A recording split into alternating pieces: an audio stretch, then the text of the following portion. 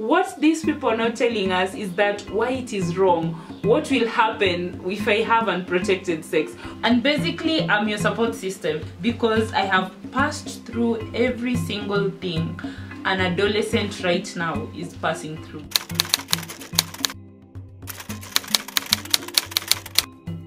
Well, as an adolescent, I'm 26 years old, guys. There's a post that I made on Facebook. I say that I got pregnant when I was 22. I got married at 23. I got my first child at 23. I got my second child at 24. I got out of marriage at what, 24? Towards 24. You know, I was so quick to do all these things because there was no one really who told me. Yeah, they were telling me, like, just like you're being told, you know, don't have sex, but then no one is telling you why you should not have sex. No one is telling you why you should not have unprotected sex. But I am telling you, you should not have unprotected sex, because me, I am a person living with HIV. In as much as I got HIV through birth, you won't get it through birth. You'll get HIV because you're having unprotected sex. You will get STDs because you're having unprotected sex. You will have pregnancies that you'd want to abort because you had unprotected sex. And the media, parents, guardians will keep on pointing fingers at us and saying the HIV prevalence is so high, and saying the way adolescents are so stubborn, because no one is telling us this. But now I am telling you this. Don't have sex. Do not be reckless in life, because if you are, you'll be like literally living the experience. I'm living the experience of a young mom. I'm a single mom of two. In as much as I was not infected, but really I've had my portion of not listening. Do you think and believe adolescents are bitter with life after discovering their status to a point of infecting others and reinfecting themselves? There are bitter moments, especially when you realize that you're infected with HIV, because you know, it is just normal. Either way, I always say that it does not matter how you got infected. Provided you are infected with HIV, then there's a way as an adolescent that you are actually allowed to react. And then worst of all is that maybe you can disclose your status to the person and then they can reject you. Yeah, expect rejections a million times. That is like, it's part of this journey. There are mistakes that we make that cannot be undone. You know, things like infecting other people with HIV, those are very unfortunate things that cannot unfortunately be undone, I mean. Like, I think when I came out, people thought that I'm going to come out with a list of men that have been infected with HIV, you know, because mostly we see in these groups, different groups on Facebook, on how a university student would come out as a person living with HIV, but with a like over 100 men on the list on how they've infected them. So that is bitterness. Yes, I do not think I know that adolescents are bitter, but way forward, really I feel like counseling really helps. Personally, as an adolescent, when I was told I am HIV positive, I was not given the right counseling, pre-counseling and post-counseling. I always say that whether you infect someone or you don't, you still have HIV. So I feel like it's just illiterate to infect someone with HIV. I get it, you're bitter. I was once bitter. I had a choice of infecting someone. I did not infect someone. I had a choice of actually telling guys that, you know what, I'm HIV positive. You like me for me or you'll go. And yes, they chose to actually go. Some chose to stay with me. It did not hinder me from, you know, disclosing to other guys still. And what happens is that, be the bigger person, you know, just choose to be the bigger person. Choose to be that person who says, you know what, I respect the fact that I am HIV positive. I respect the fact that you have rejected me, and I respect the fact that I have HIV and I cannot infect anyone. they won't really understand that. Of course, you do not expect everyone to understand that you are HIV positive and you guys can still have relationships. It's not like I met my baby daddy and then it was a fairy tale. I met 101 people, I think. They rejected me, some accepted me, some mistreated me emotionally, was abused. It was a rough path. So yeah, just be the bigger person and then let them handle the rest. Let them handle the guilt of rejecting you. Why is the adolescents' HIV prevalence so high? The prevalence has been so high, and you know, I can confidently say that we have both justifications and kind of remedies to it. One of the justifications that I partly even did a write-up on that. I mentioned that, you know what, as adolescents, I feel like people are so quick at pointing fingers at us. The guardians and parents are so quick at, you know, saying the way we are sexually active, talking on how we are raving and clubbing, talking on how we should do this and that. And then generally, I feel like we've had, for the longest time as an African, it's been an African mentality that whenever a guardian or a parent says something, especially to the adolescent, that's how it should be. So now this is the mentality that the adolescents have always been carrying along. You know, mom says that we should not go raving. Yeah. Now mom says that I should not be sexually active, and then now they become so curious. As adolescents, we become so curious. You know, why am I not to be having sex, unprotected sex? What these people are not telling us is that why it is wrong. What will happen if I have unprotected sex? What will happen if I keep on raving in my youth days?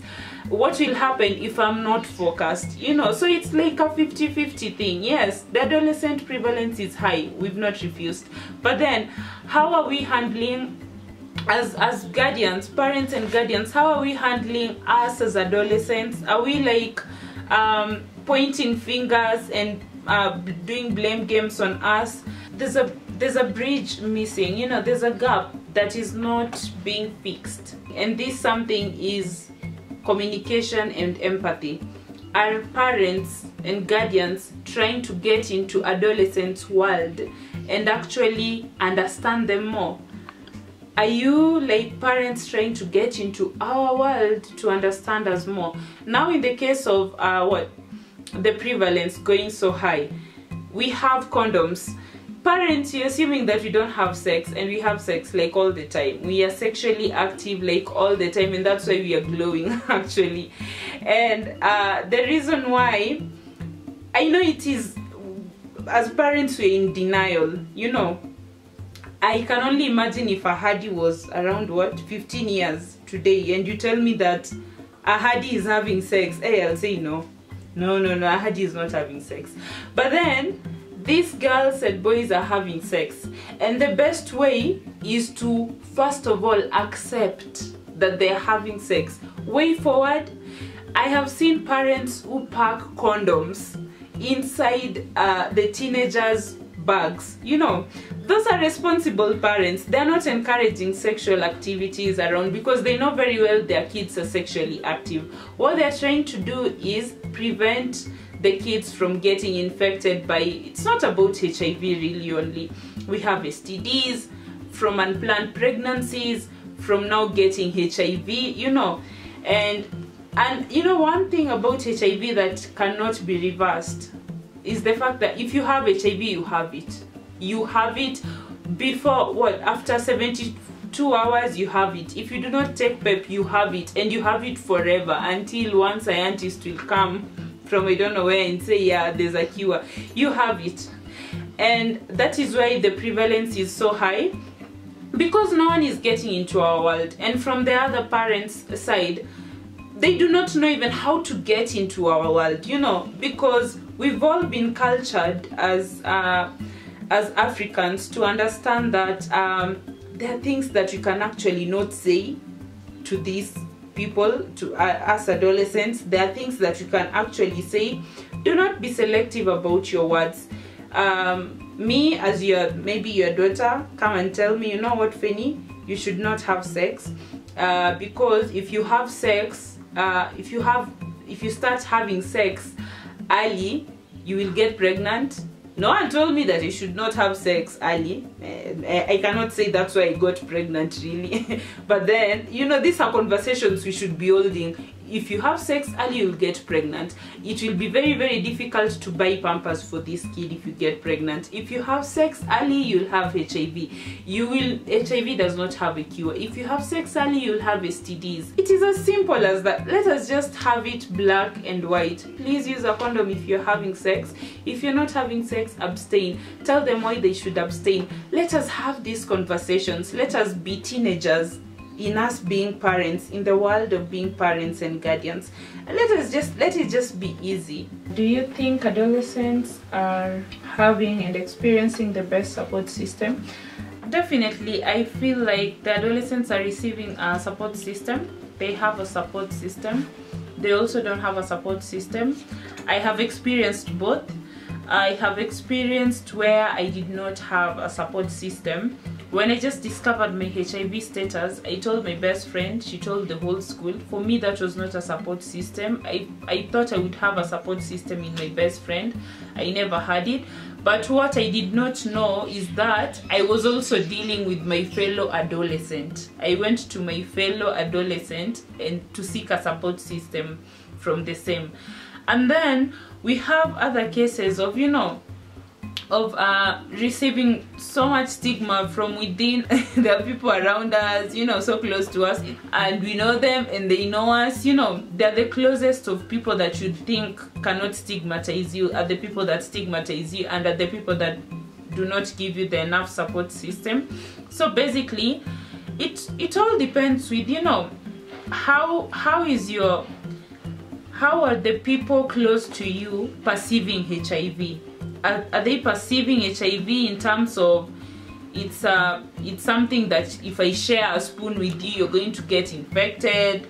Are they perceiving it as this is a condition that can be managed? You know, in a family of 6, I'm the last born. I got the best support system from my siblings, and I'm not saying this because maybe they are watching or something. No, that's the fact.